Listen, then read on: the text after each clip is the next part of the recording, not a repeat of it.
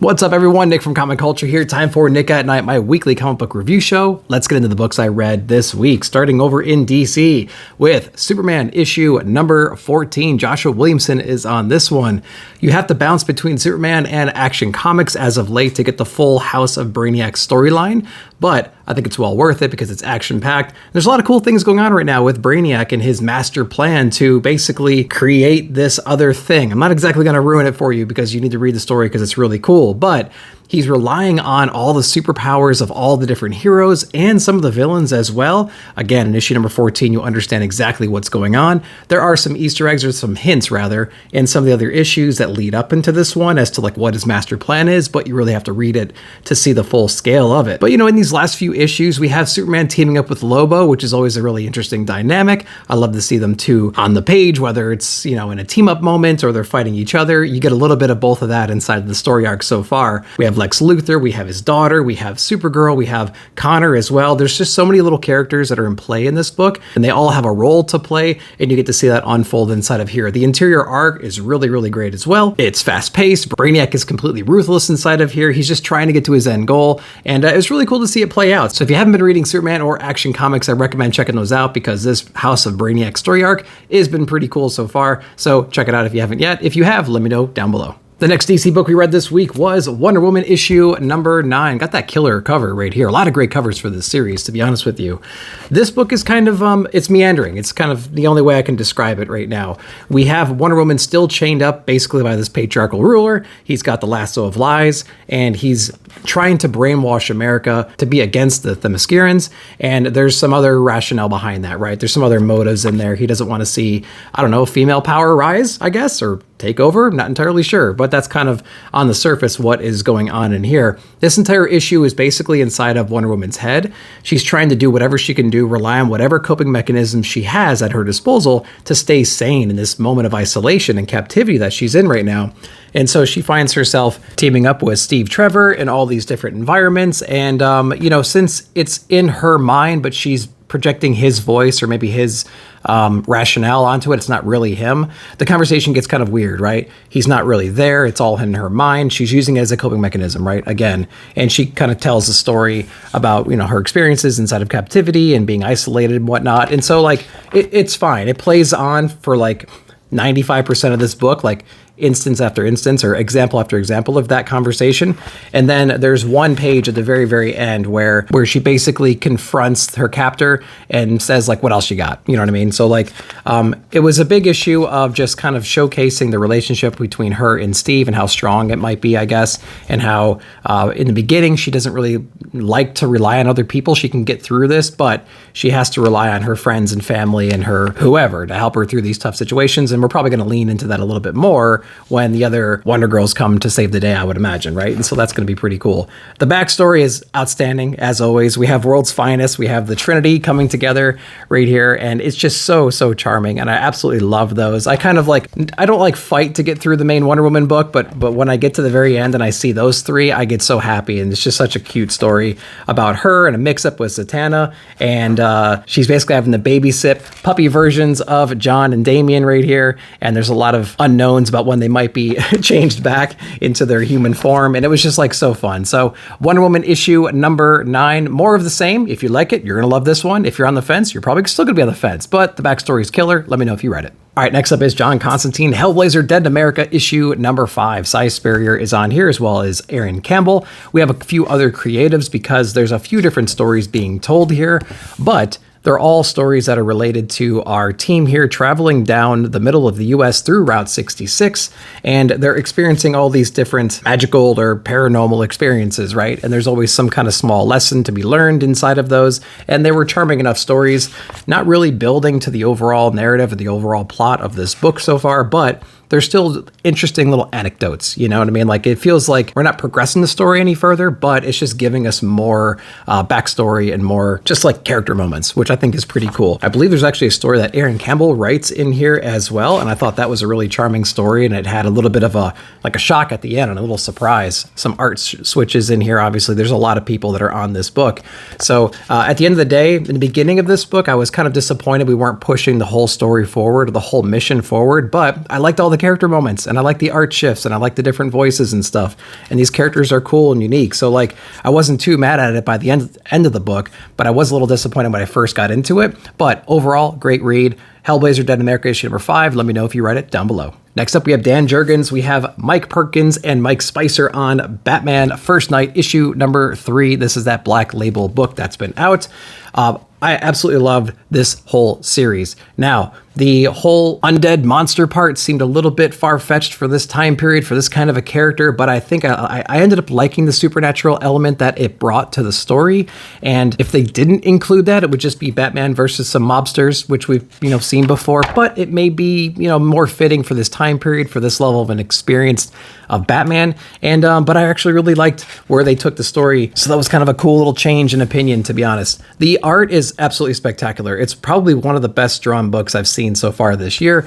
The coloring is beautiful as well. It's just got this just beautiful, beautiful grit to it. Really channeling their Sorrentino in a couple of pages right here. I'm just like, oh yeah, that looks great, man. That looks great. I like what you're doing.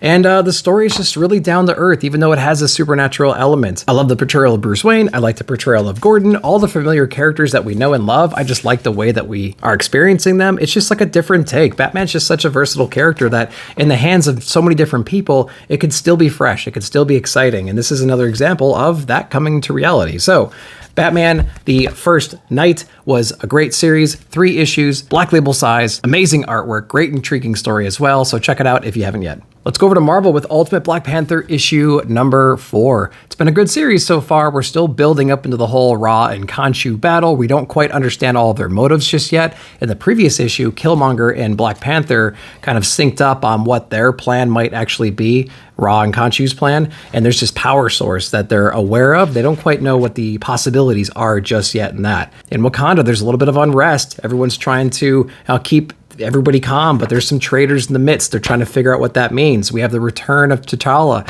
back in Wakanda right now, and they're rooting out some of these traitors in here, and we get some surprises of who these traitors might actually be or where they came from, and I'll leave that to you guys to figure out right there. And like I said before, Black Panther has made some friends in the previous issues that he hasn't introduced to his queen or to his guards just yet, and we're going to be pushing that a little bit forward too, developing like the close-knit team, right? The people that he can trust the most. And so we're going to get our team together right here. We're going to be kicking some ass in some future issues. Black Panther, it's been a pretty good run so far. Spider-Man's still my favorite one. This one's coming up second for sure. And then X-Men's falling off at the end, but it's still a really good run. Let me know if you're reading it down below. All right, since I was cover grabbing anyways, I thought I might as well read it. We have Stephanie Phillips on Ghost Spider issue number 1. Got the Jenny Frison variant right here. And I think what this book really suffers from is it's just so predictable. It's just a very predictable book. Now, I'm not saying this character in this situation is predictable. I'm saying the events of the book are very predictable. And so maybe they'll play out as you go. I remember listening to an interview, I think it was with Cartoonist Kayfabe and Gilbert Hernandez, where when you're writing a story, put 5 or 6 different endings to your problem in the story, and then pick the 5th or 6th one to actually roll with, because the other ones are going to be too apparent. They're going to be too obvious, right? And as a reader, you're going to be reading that and going, yep, I saw that coming. And that's kind of exactly how this book opens and continues to function, to be honest with you.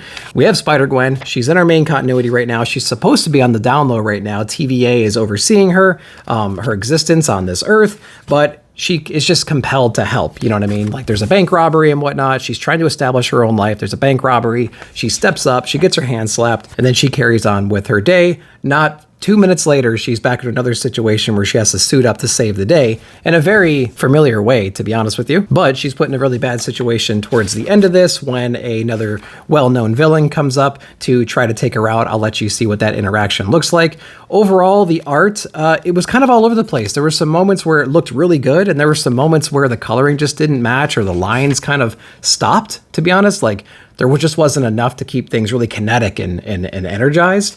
And so the art was a little bit inconsistent. The story was a little bit predictable. So not a huge fan of this, but let me know if you are. Let me know what you thought down below. All right, next up is Something is Killing the Children, issue number 37, another Frison cover right here. Now, I've been pretty hard on the series so far because I just know what it could be. The first 16 issues were spectacular. Ever since then, it's been on the slow decline, and I just feel like we're just meandering again, right? And so this issue here is just another random event that happened at some point, I think, or it's happening right now with Erica going from town to town, trying to stay under the radar.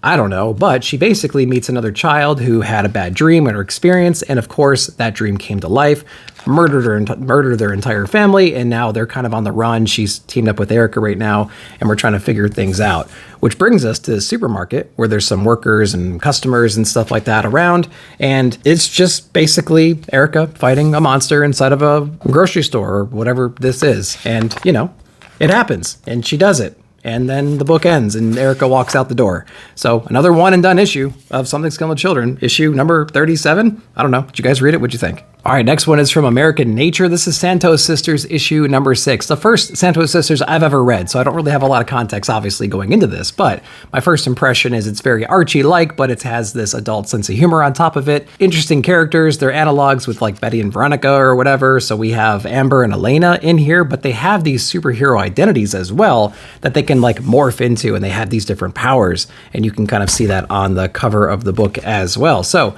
a few different short stories. They're all just a few pages long, obviously. They wrap up really quickly. They set up really quickly and cheaply, to be honest, but there is this adult humor that's layered on top of it, and there's some like violence and things like that, so it puts a little twist on it where the art and the storytelling and the simplicity of it doesn't quite match the tone of the book, which I think is pretty cool. We see that a lot in other books like Beneath the Trees, for instance. So it is really interesting. So if you like that Archie vibe, if you like, and this is exactly what I'm talking about right here, but you want a little bit of a twist on the storytelling itself, I think you might enjoy this one. So you might want to check this out. Again, it's just a cool, fun book. It does have like a $4.99 price point on it though, so I can see why people would dodge it. It is kind of hard to find, I suppose. Not a lot of shops are ordering this, but it was charming. It was fun. It's better than I expected for sure. Let me know if you read it down below.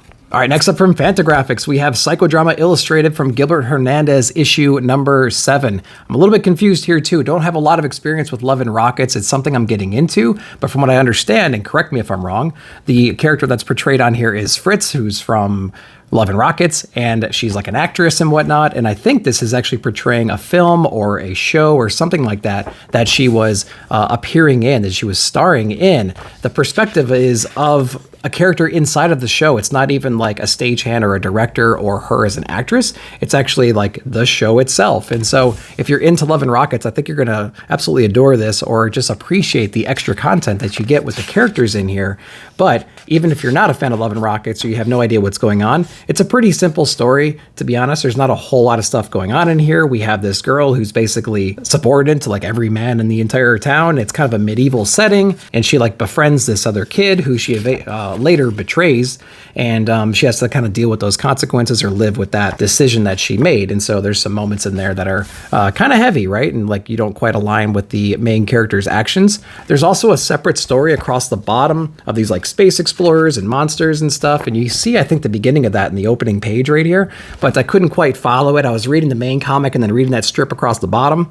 Perhaps I should just read that all in one and see how I like the story there. But Gilbert Hernandez, the Hernandez brothers, are trying to get more into their stuff like Love and Rockets and this. Let me know if you read it down below. All right, next one is from Distillery. We have Scott Snyder and Francisco Francavilla. We have White Boat issue number 1. Now I remember, I think this was in the Devil's Cut, if I'm not mistaken. And so I remember reading it and going like, okay, I don't know what this is about, obviously, because it was a preview. We get the full issue right here, which is great. It opens up with these two brothers who are extremely close, right? They're very close in age, living with their dad on a boat. Some tragedy strikes, and one of the brothers is lost at sea, essentially. Presumably he drowns with the boat when it sinks. And this is the story of the other brother growing up, and like, he's kind of a delinquent, right? He's like a writer.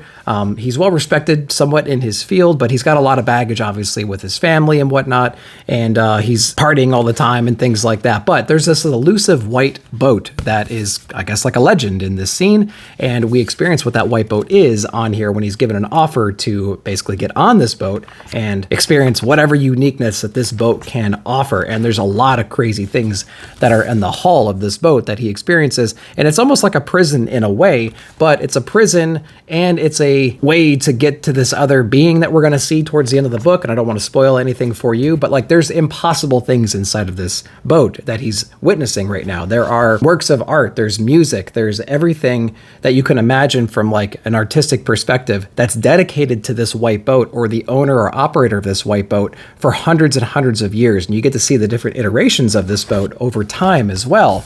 And so whatever this is, whatever this being is, it's been around forever. It's well respected. It has the attention of like every major society and creator and whatever throughout history. And so there's a lot of crazy things happening right now that our character is exploring. But the ending just really didn't, I didn't quite understand how it could be. Obviously, we're going to have a lot of questions coming out of issue number 1. So issue number 2, I don't know where the hell it's going to go, to be honest with you. Lots of crazy stuff happening inside of this one. What did you guys think about this one if you read it? Let me know down below. All right, from Joe Casey, we have Blood Squad 7 issue number 1 Image Comics. Now, I'm not familiar with this universe, this like Youngblood-esque universe that came out of the 90s. In fact, there's a whole like 2-page back matter about the legacy of like this series and like the drama that happened. So if you're interested in that stuff, you can read that. I did, and I'm like, wow, that sounds like just a huge nightmare to go through all of that. But I'm glad that Joe Casey and team have come back and to bring these characters back to life. I read Dutch. I actually enjoyed that one quite a bit. And so we're just jumping in, man. We're going to see what the heck is going on in here. It's an established 90s extreme team, and we're trying to use those characters by whatever means necessary to accomplish whatever political goals or military goals we have as a country.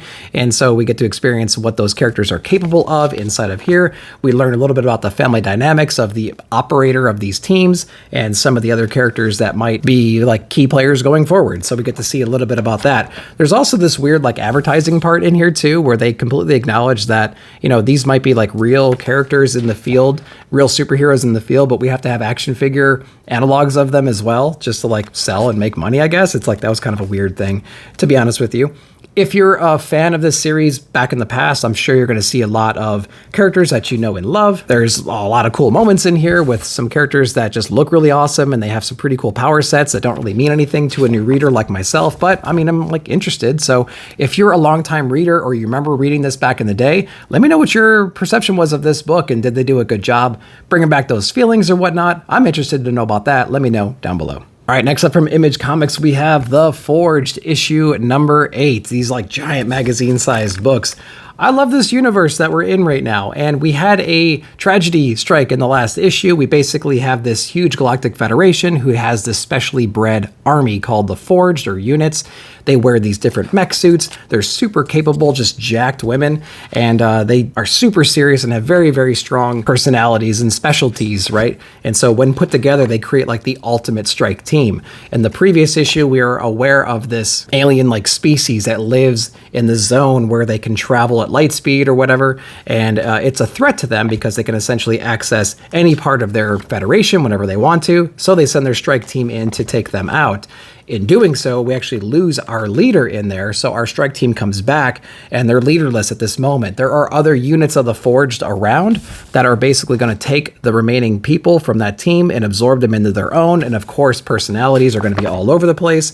There's lots of like fighting internally and whatnot, but there's also this giant threat that's still out there that is able to take them out like at a moment's notice. And so there's a lot of like, you know, do we need to go back and try to save our leader? We don't know if she's dead. They're saying that she's dead. What are we going to do about this big threat that could take us out at any moment? And then there's all this fighting amongst themselves, you know, when the different teams are mingled back together. There's just very, very strong personalities inside this book that are trying to team up right now. And we get to see the repercussions of that. So very interesting book. Lots going on right now. Lots of things to focus on, but still a good book. Let me know if you're reading it down below. All right, I wasn't able to get the last Mermaid issue number 2 when it came out, so I got the reprint right here, and I wanted to check it out because it was just a really intriguing issue number 1. It had a lot of feeling behind it, had a lot of emotion and like drama, or anxiety is probably a better word. We basically have a mermaid on this like desert planet. It looks like Earth that was taken over, and it's essentially completely abandoned except for maybe like the rogue hunter here and there and wildlife, and she's in this mech suit that's full of water,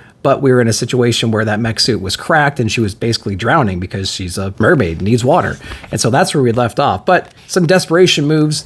Towards the beginning of this book, we find ourselves in this underground cavern that looks like a paradise on Earth, but as a reader, you know this is going to go south pretty quickly, you would imagine. Just some beautiful, beautiful landscapes in here. I don't even know if I can get it on the camera fully, but just beautiful, beautiful art inside of here. Great emotions on the characters themselves. And you just know that like this paradise is not going to last long, right? There's something's going to come up and threaten our mermaid and little axolotl in here. And that's exactly what happens in here. But it was still a really great book, still full of anxiety, really beautiful to look at too. So, you know, props to the team. Let me know if you read it down below. All right, let's go to Energon Universe with Cobra Commander issue number 5, the conclusion of the Cobra Commander run. But don't worry, we have Destro coming up very soon. And this is the moment where they meet inside of here. Man, Cobra's been leveling up the last couple of issues, beating the Dreadnoks and finding like the power source and the scientist who understands everything. He's building his army, he's building his base, he's going to take over the world, but he needs some help. Destro is that guy with the resources and some of the manpower. He needs a new team, he needs a new partner to do that, but Destro has his own plans as well, so they can't quite trust each other completely just yet, which is why it's perfect to have a Destro book coming up next, because we get to see his perspective and where he wants to take this entire thing. But this book is absolutely spectacular. I just love the evolution of Cobra in this book, and yeah, it's just been so fun to read. Definitely check this one out if you haven't yet. All right, continuing the Energon universe, we have Void Rivals issue number 9, Kirkman on the writing for this one. So I think this is the Energon book that has the most deep cuts perhaps, and it's obviously new characters and whatnot, so we're having to like navigate the waters of deep cut mentions with new characters that we don't really have investments with yet. And I think it is set in space, but I think that not having the characters' faces shown all the time takes away from like the ability to connect to these characters. When all you have is this kind of color palette and these characters wearing full armor and face masks and stuff, it just takes away from the interaction of the character, I think, which makes them a little bit more forgettable, I think. We have Derek and Salila, I think her name is, basically sworn enemies raised in 2 different factions, but they might have a lot more in common than we think. And in the previous issues, Salila was actually injured by this new ultimate like machine man hybrid thing called Proximus, and we're trying to get to the safe haven right now, trying to go through the wasteland to get to this area where this old base was. Of course, we run into some more presumably allies in here, and I won't spoil exactly who they showcase in here. We get another round 2 with Proximus as well, and of course more deep cuts in the end of this book. So, you know, if you're into that kind of stuff, you're going to see a lot more of that towards the end here, and I'm sure you're going to enjoy that. So after reading this one, I think I still maintain that Void Rivals is probably my least favorite Energon book so far, just because of the fact that I don't know a whole lot about the Energon universe to begin with. I don't understand a lot of the Easter eggs. Whenever there's a new reveal, I got to look it up, figure out who it is, and our new characters that we're supposed to engage with, we can't quite do that yet because they're all wearing armor and things like that, and it's kind of hard to connect with them, in my opinion. I don't know. What are you guys thinking of Void Rivals? Let me know down below. All right, we're going to go to the Ghost Machine universe right now with Rook Exodus issue number 2. What a spectacular issue number 1. The world building alone, the artistry, the character design, everything like that, completely outstanding. And it carries over into issue number 2 because we expand that roster with Direwolf right here, who's featured on the cover. I think she was also in the Ghost Machine one-shot that came out that previewed everything. But Phable is doing just a beautiful, beautiful job with this book, bringing us to new situations, putting our characters in spots where we just never would have imagined, right? So Rook basically is trying to escape this once beautiful planet. And the only way he can do that is to scrap together enough parts from failed ships leaving the atmosphere. He's trying to piece together those parts to create his own spaceship out of there, and he's working with one of his friends to do that, who's also a person who can control beasts, right, via these helmets that they have. It was basically their job back in the day when this whole world was functional.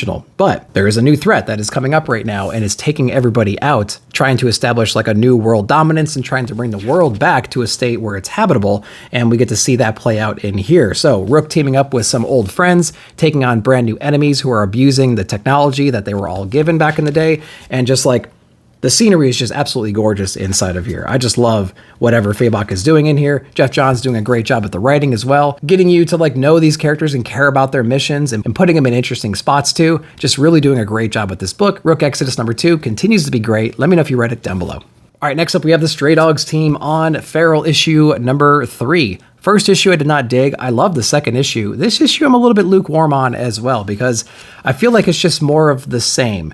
I think with humans and whatnot, if you're going to do like a zombie outbreak kind of a book, which this is essentially the same thing, just cats and everything running from rabid animals, I think you have a lot more things you could do with humans because they can build, they can fortify, they can have more complex conversations than animals can have. I think the theme or the element can be switched over to animals, but I think you're limited on what they can actually do during the outbreak. And so I think we're seeing that inside of this book. Now, there are a lot of great character interactions in here. There's a lot of animals getting together that wouldn't normally get together. There's some headstrong ones that are trying to keep everybody alive, teaching them the lessons of the land right now. Like, listen, you're in the wild now. You're a house cat. You're not familiar with this. There are no rules in the wild. And so it's really cool to see that happen. We have a couple little backstory moments in here as well. We introduce a human element in here, and we understand why exactly we're in this situation towards the end of the book. Basically, it's what we thought. There's some kind of a rabies outbreak, and the human quarantine squad has been sent out to eliminate basically all wildlife from this entire area. So you get a lot of that in here too. So it's like, who can you trust? Who can you not trust? The humans are there. You can't really rely on them. And we're just trying to get back home. We get back home, but is it safe to be there? We're going to find out in subsequent issues. So Feral issue number 3, still a good book. It's limited based on the characters, but it's still cool to see them interact and have these kinds of problems and conversations about how to resolve them. Let me know if you read it though, down below. Then the last issue we read this week from Titan Comics was Conan the Barbarian from Zub and De La Torre. This has been one of the best consistent stories yet, and Savage Sword of Conan has been outstanding with the 2 issues we've gotten so far. But this 3rd arc of Conan the Barbarian is really, really cool. There's this ancient evil that is resurrecting a lot of the dead soldiers and stuff that we have to face and deal with in the 1st arc, and we learn about this power source, this ancient evil. In the 2nd volume, Conan's trying to move on, but some of those ghosts from the past, some of that ancient evil from the past is trying to possess him and like use him to their will. And then he fights through that, but gets traveled back way, way back in the distant time. And he's actually interacting with some of the characters of lore from his world, right? And now they have to team up to stop this ancient evil, and it takes them to some pretty crazy places in here. So my main takeaways from this whole story and Savage Sword is it's a very primal book, right? There's a lot of dungeon crawling in this book. There's a lot of like monsters and things like that this team has to fight. There's some casualties we have to deal with and get over. The ending of this book brings out a villain that we've seen in different iterations before, even across different stories. And it's really cool to see that character finally come back up. And it's all because our main characters here are just a little bit too obsessed with like getting the ultimate power. You know what I mean? We unlock a really ancient evil, and I cannot wait to see what Conan and team can do about that. Conan the Barbarian, one of the best, most consistent books out there right now, and Savage Sword is amazing as well. Definitely check those out. So guys, that's everything I read this week. I hope you enjoyed that. Let me know down below in the comments what you read and what your favorite books of the week were. While you're down there, like, subscribe, share, hit the bell notification to be alerted whenever I put out new videos. Thanks again for watching. We'll see you in the comments.